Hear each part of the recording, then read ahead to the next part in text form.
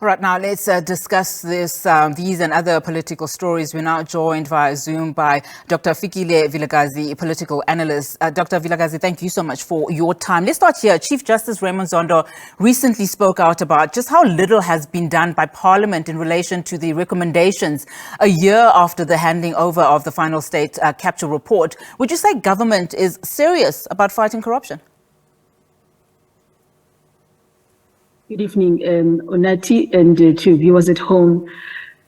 To be honest, I don't think that there's any seriousness that is being paid, in terms of dealing with cases of state capture. Zondo Commission's report was issued, in time for Parliament to be able to address these issues. And I think Justice Zondo is justified in his analysis and his reading that Parliament is not really demonstrating any willingness and ability, political will, to address the issues that are troubling the nation when it comes to issues of state capture. Most of the people that are implicated in the report of the Zondo Commission, are still enjoying positions in various spaces within the ANC and within government, and some of them are comfortably enjoying, salary packs. Nothing really has been done, and I think that we need to act, with anger, in fact, as a nation, in response to what the Zondo Commission report has told us, but also in response to his analysis recently in terms of what has not been done. You would know, Unati, that the Speaker of Parliament, Umama Onosivyo Mapisa Ngakula, spoke differently on this matter. Her analysis was that, in her view, Parliament is seen to have done something. There are some cases that were brought to justice. I think very, very few numbers that she mentioned comparatively to the list that we have, and I don't think that is enough. In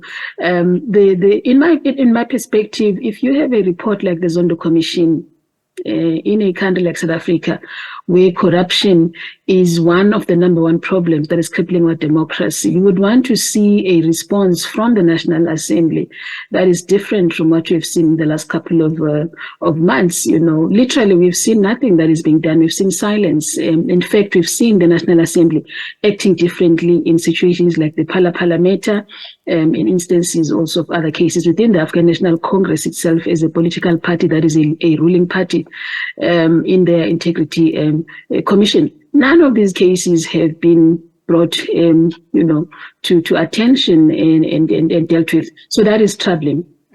Especially when there is, concerns of a threat of a possible state capture 2.0. But let's move on to other, political matters now. Let's start with the ANC Youth League. ANC Secretary General Fikile Vilakazi has urged, some senior ANC members to refrain from interfering in the affairs of the ANC Youth League. Of course, a lot of questions around just how autonomous will this youth league be and how independent and vocal it will be against also, its mother body.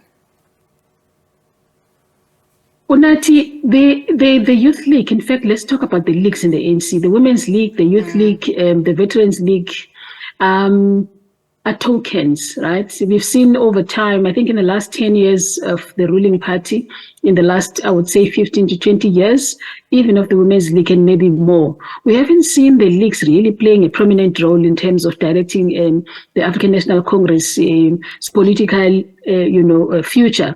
What we have rather seen is the leagues that just toe the line, is leagues that are not able to influence decisions in the higher structures of the ANC, politically speaking. So I don't see any difference in terms of the new leadership that is emerging within the African National Congress, particularly because in the last 10 years, the Youth League has been very, very silent. It has been, in fact, it has been isolated in my view, and it has been rather tokenized. You see people like the former leaders like Julius Malema, Fikile Mbalula, or Peter Mugaba. If you read the the militancy, and for lack of a better word, I'm using the word militancy here selectively. But if you see the vibrancy and the kind of push and power that they've had in the ANC and what you've then seen in the last 10 years, you can see the differences, right? So the ANC Youth League that is emerging now after this conference, I think it's likely to be just the same. But of course, the new president of the Youth League is promising to say that they are going to do something to change the ANC. The ANC is no longer going to be a retirement organization, and maybe they will want to see young people coming up. We just have to wait and see. My sense is that, Unati, for that to happen, I think the Youth League will have to be also honest to itself. It cannot happen within the current paradigm, within the current policies of the African National Congress, also within the current ideological framework. The Youth League will need to redefine itself in terms of something that I've always been saying. There is something problematic about democratic centralism. They will have to first revisit what does democratic centralism mean for them as the Youth League as they're emerging now.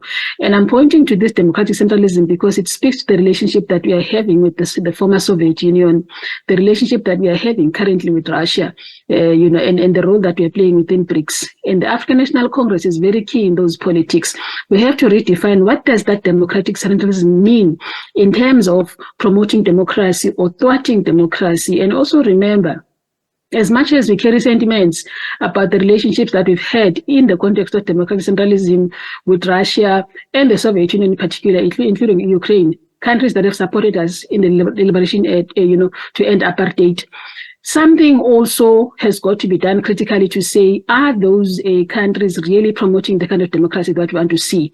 And if you want to go and understand the democratic centralism principle, just visit countries like Estonia, countries in Eastern Europe. People will tell you that the hand of socialism that has happened under the leadership of the Soviet Union has really been compromising of people's rights. You see how China has risen into political power, how China's economy has risen over time.